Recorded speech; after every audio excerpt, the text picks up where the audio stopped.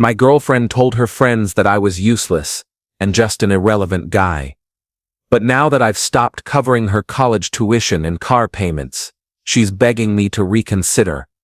My girlfriend and I had been together for about 3 years. In the beginning, everything felt great. We went out often, had a lot of fun, and our relationship seemed smooth and happy. I knew from the start that she was in a difficult financial situation, as her parents couldn't support her with college expenses or help her get a car. She also said she couldn't work because every time she tried, she experienced overwhelming anxiety. Since I was financially stable, I wanted to help her reach her goals. I offered to pay her college tuition and eventually helped her get a car so she could commute easily to her classes and internship. This arrangement went on for about 2 years. I covered her tuition every month along with the car payments. Everything seemed fine until one day, by complete accident, I overheard a conversation she was having on speakerphone with her friends while I was making dinner. She didn't realize I was nearby. One of her friends mentioned how lucky she was to have someone supporting her so much. But instead of showing appreciation, my girlfriend laughed and started making fun of the situation. She said, "Oh, him? He's not good for anything except paying for my stuff. He's just an irrelevant guy. I let him believe he's important, but deep down, he's just someone with money. I'm going to break up with him as soon as I finish college." I froze. I never imagined she saw me that way. She had always acted grateful for everything I did, for all the extra hours I worked, just to make sure she could focus on her studies. But clearly to her it was all a joke. I didn't confront her right away. Instead, I decided to act normal, as if nothing had happened, while I quietly made up my mind. The following month, I stopped paying for her tuition and her car without saying a word.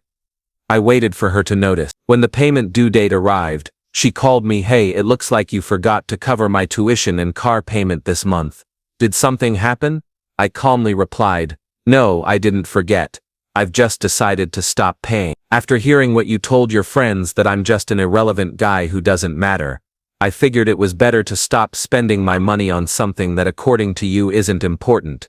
There was complete silence on the other end. She finally tried to explain, saying it was just a joke, and that I must have misunderstood. She claimed she was only trying to sound cool around her friends and didn't really mean what she said. She cried and begged me to reconsider, telling me she wouldn't be able to continue college or keep her car without my help. But for me, the trust had already been broken. I told her if she truly believed I was irrelevant, then she could move on without my support and find someone else to help her fulfill her wishes. If she wanted me, the so-called irrelevant guy, out of her life, I was more than willing to grant her that wish. Now, she contacts me almost every day, apologizing and saying she was wrong, that she didn't mean it, and she didn't realize what she was doing. But for me, the damage was already done. I knew exactly what I had heard. She didn't regret losing me because she valued or truly cared about me. She only regretted losing the financial support that made her life easier. I moved on. And as for her, well, now she'll have to find someone else to fund the lifestyle she once took for granted. After I stopped supporting her financially and ended the relationship, I thought that would be the last of it. But what happened over the following weeks was something I never expected. At first, my ex tried the usual approach: endless messages, non-stop calls, and even asking mutual friends to convince me to speak with her. Every time it was the same excuse: it was just a misunderstanding. I was only joking. You took it too serious. But for me, it wasn't a misunderstanding at all.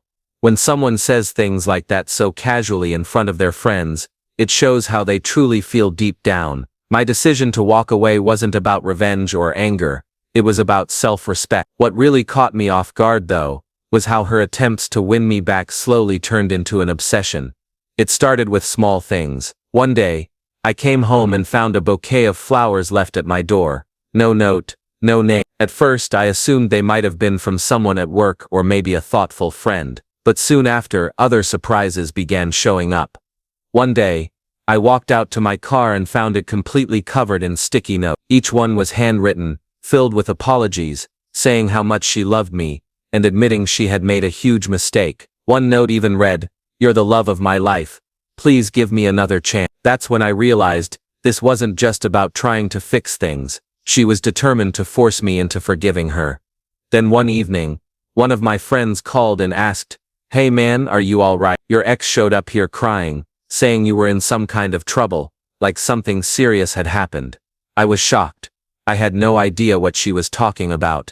It was clear she had made up the entire story, and I couldn't help but wonder, what else was she willing to invent? I stayed firm in my decision not to respond to her, but the situation slowly became more unsettling. She started appearing in places where she knew I'd be: the gym, the grocery store I usually shopped at, and even the coffee shop I liked to visit before work. At first, she would simply watch from a distance without saying a word, but her constant presence started to make me feel uneasy. After a while, she began sitting at nearby tables, trying to start casual conversation. I ignored her, but it was clear she was struggling to accept the end of our relationship.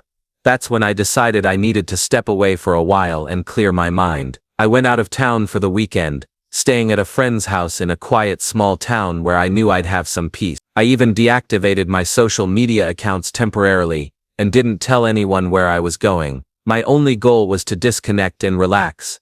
But what was supposed to be a peaceful break turned into something unexpected. On the second day, I received a text from an unknown number. "Hope you're enjoying your time away. Do you really think you can avoid me forever?" My heart sank. I hadn't shared my location with anyone, so how did she know where I was? That message left me feeling paranoid. I kept looking over my shoulder, expecting her to show up at any moment, and once I returned to the city, things only escalated. I soon realized that beyond trying to win me back, she had started spreading false stories about me. Some people around me began acting distant and strange, and I couldn't figure out why, until one day, a mutual acquaintance mentioned it casually during a conversation. "Hey, I'm sorry you're going through all this. I heard your ex has been trying to ruin your reputation, spreading some pretty harsh stuff." When I asked what exactly he meant, he told me she had been telling people I had cheated on her, that I abandoned her at her lowest point, and even claimed I was the type of person who financially supports someone only to later hold it against them. The most surreal moment came when my boss called me into his office for a conversation. He looked uncomfortable, as if he wasn't sure how to bring it up, and then he asked if my boss asked me if everything was all right, if there was anything going on in my personal life that could be affecting my work. At first I was confused, but then in an awkward tone, he finally mentioned that an anonymous complaint had been filed against me. When I asked what it was about, he explained that someone had accused me of emotional and financial mistreatment, claiming it had started to reflect in my behavior at work. Even though the company wasn't taking the complaint seriously, I was still completely shocked. It was clear she had crossed a line. At that moment, I realized this wasn't just a difficult breakup. It was a full attempt to break me down, piece by piece. That's when I knew I had to take action. I went to the police and filed a formal report for harassment and stalking. It felt like the only way to bring some kind of order back into my life. I brought all the evidence I could gather, the messages she had sent, her unexpected appearances at places I frequented, and even statements from friends and acquaintances who had heard the rumors she was spreading. While the legal process was unfolding, I also consulted a lawyer to make sure I was doing everything possible to protect myself. I started taking every precaution, both personally and legally, to shield myself from any further damage. What began as the end of a relationship had turned into a battle for my peace of mind. And even as I tried to move forward, she kept finding ways to either force herself back into my life, or make things harder for me. But one thing was absolutely clear: walking away had been the best decision I could have made. In the end, I realized that the person I thought I loved had never truly existed. The real version was far more manipulative, calculated and harmful than I had ever imagined. After weeks of dealing with her obsessive behavior, I knew I couldn't just let it go. She had tried to damage my reputation, spread false stories and turn my everyday life into a nightmare, all because I had chosen to step away from a toxic relationship. The authorities were now involved, but deep down I knew that might not be enough to stop her. I realized that if I was going to regain control, I had to turn the tables and make her feel what I had felt. The best way to do this was to use the same tactics she had used on me: manipulation and control. But this time, the roles would be reversed. I wouldn't be the one deceived and emotionally betrayed. I would be the one in control, and she wouldn't see it coming. My first move was simple. After weeks of ignoring her messages and calls, I finally sent her a brief, cold reply. "We need to talk." This, without a doubt, sent her into a frenzy. She replied almost immediately, desperate to understand what I wanted, apologizing once again, trying to appear remorseful. But I didn't meet her right away. I let her stew in anticipation, allowing her anxiety to build as she wondered whether I would forgive her. A few days later, I agreed to meet her at a quiet cafe, far from anyone we knew. She arrived before me, anxious and unsure, trying to guess what I was going to say. When I walked in, I could see the nervousness on her face. I sat down across from her, locked eyes with her, and asked, "Do you want things to go back to the way they were?" She nodded eagerly, almost desperately. That's when I knew I had regained control. She immediately began talking, apologizing again, saying she loved me, and claiming it had all been a mistake. She said she was willing to do anything to fix things. I let her speak, absorbing her words without revealing what I was really thinking. After a few minutes I interrupted her. "You hurt me in ways I never imagined. You made me feel insignificant, like nothing I did for you mattered. But maybe I can forgive you." I could see the glimmer of hope in her eyes, and that's when I knew she had fallen right into my trap. From that point on, I began feeding her small doses of hope. I pretended to reconsider, acting as if I might be open to trying again, but I always kept things vague enough to keep her on edge. I scheduled meetups and then canceled them at the last minute. I responded to her messages in a calculated manner, sometimes ignoring her for days, only to suddenly reply with something that made her believe there was still a chance. It was all part of my plan to leave her emotionally drained, trapped in an expectation of reconciliation that would never come. Meanwhile, I prepared the next phase of my plan. I found out where she was working. Despite her financial struggles, she had managed to land a position in her field. I decided to use that to my advantage. I befriended a few people who worked there, and slowly I started spreading subtle rumors about her. Nothing too overt, just small comments about how she had emotional issues, how she was unstable, and how she'd done strange things in past relationships. I knew how people loved to gossip, and all it took was a little spark to get those stories circulating. Soon enough, she began to notice something was off. During one of our random conversations, she said, "I feel like people are treating me differently, like they know something about me." I just smiled to myself, knowing that my plan was unfolding perfectly. Then came the crucial moment. I called her for a final meeting, telling her I was ready to discuss the future of our relationship. I chose a fancy restaurant, a place she loved, one that held special memories for her. She showed up, dressed to impress, clearly thinking this was the moment I would take her back, but I had other plans. During dinner I stayed calm, polite, but distant. When she finally asked what I wanted for our future, I looked her in the eyes and said, "Nothing. I want nothing with you." She froze. The color drained from her face. Before she could say anything, I continued, "You destroyed any chance you had. I will never trust you again. You tried to manipulate me, tried to ruin me, but now you're the one who's alone." She tried to speak, tears welling up in her eyes. I didn't care. I stood up and said, "Oh, and about your internship.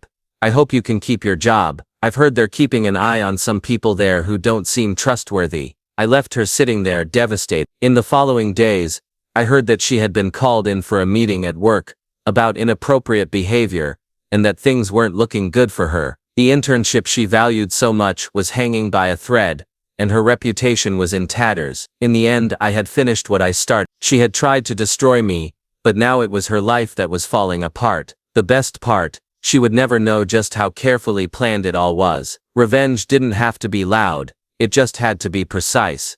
Now that everything is over, I can finally say I'm at peace. The feeling of relief is indescribable. After months of manipulation, obsession, and chaos, I'm finally free from the madness that was having my ex try to control every aspect of my life. The weeks following our last conversation felt like a huge weight had been lifted off my shoulder. She tried to contact me a few more times, of course, sending messages, and even showing up at places where she knew I might be, but I was ready. Every time she tried to invade my life again, I stood firm. I ignored the messages, and when she appeared, I simply walked away without acknowledging her. Little by little, I think she finally realized that she had lost control, and I wasn't going to fall for her lies and manipulations anymore. Some mutual friends told me that things weren't going well for her. The internship was canceled, The car I had helped her pay for was repossessed, and now she's dealing with the consequences of her own actions. People started to see who she really was, and those who once supported her began to distance themselves. To be honest, I don't take any pleasure in knowing her life is falling apart, but I also don't feel guilt. She created this situation, and is now facing the fallout. As for me, life has gotten so much better. I've been focusing on myself, working on my own goals, and getting back to enjoying life without that constant weight of insecurity and manipulation. It's funny how when you finally cut a toxic person out of your life, everything feels lighter, like the world is full of new possibilities. I've met new people, started going out more, and reconnected with friends who've always had my back. And best of all, I'm more aware of who I really am. I am proud to say that I got rid of someone who, for so long, made me feel small and insignificant. Now, I'm free to live life on my own terms, without being controlled, without walking on eggshells, and without the constant shadow of doubt. That, my friend, is the best feeling in the world. The madness is finally over, and now, for the first time in a long time, I feel whole again. I realized that this entire experience, while painful and draining, taught me a lot about myself. It gave me clarity on the importance of setting boundaries and knowing my worth. Before all of this, I was too focused on trying to please others, thinking that love meant sacrifice, even at the cost of my happiness. But now, I see that love, true love, shouldn't feel like a burden or a power struggle. It should lift you up, support you, and encourage you to grow, not weigh you down with manipulation or guilt. I've learned that people who truly care about you don't use your vulnerabilities against you. They don't play games to keep you on a leash, only to drop you when you no longer serve their purpose. They don't twist your words or create drama to make themselves feel important. Real relationships are about trust, mutual respect, and honesty. They require both partners to give, not just. It wasn't easy to let go of the idea of what I thought my life was supposed to be. I spent a lot of time in that relationship, convincing myself that if I tried harder, if I gave more, things would change. But they never did. In the end, it wasn't about me not being enough. It was about her not being capable of genuinely caring for anyone else. It was a harsh realization, but necessary. Now that I'm out of it, I can see how much energy I was wasting, trying to fix something that wasn't meant to be fixed. The emotional toll it took on me was exhausting. I found myself second-guessing everything, questioning my every action. Was I too sensitive? Was I too controlling? Did I make her feel trapped? These questions ran through my mind constantly, but now, I realized that none of it was my fault. She chose to be manipulative and dishonest. I can't control other people's actions, only my reactions. I used to think that walking away from someone you care about meant failure or giving up, but now, I understand that sometimes the strongest thing you can do is let go. Walking away from toxicity isn't giving up. It's reclaiming your life, your peace, and your future. You have to be willing to walk away from things that harm you, no matter how hard it may seem at the time. And what I've discovered is that there's a world beyond the chaos, a world where I don't have to live in constant fear of someone else's mood or expectations, a world where I can be myself without judgment or manipulation. It feels like a weight has been lifted off my chest, and for the first time in a long time, I feel like my days are filled with more joy, more laughter, and more freedom than I ever thought possible. I've also learned that it's okay to be alone. It's okay to take time for yourself to heal, to grow, and to rediscover who you are. For so long I thought I needed someone else to make me happy. But now, I know that true happiness comes from within. It comes from self-love, from respecting yourself, and from realizing that your worth isn't determined by someone else's opinion of you. The hardest part of this journey was realizing that I had given my heart to someone who never truly valued it. But now, looking back, I see it as a lesson in self-worth. I've learned that I deserve someone who will treat me with kindness, respect, and understanding. Someone who will support me through the tough times, and celebrate the good times. And most importantly, someone who will never try to manipulate me for their own gain. I don't know what the future holds, but I'm no longer afraid of it. I've faced my past and come out stronger on the other side. I've learned that life is too short to waste on people who don't deserve your time or energy. It's time to focus on myself, my goals, and the people who truly matter in my life. And no matter what happens, I will never again allow anyone to have that kind of power over me. I've learned that no matter how painful the past may be, The future always holds the promise of something better. It's up to me to create that future, to write the next chapter of my story and to make sure it's filled with happiness, peace, and fulfillment.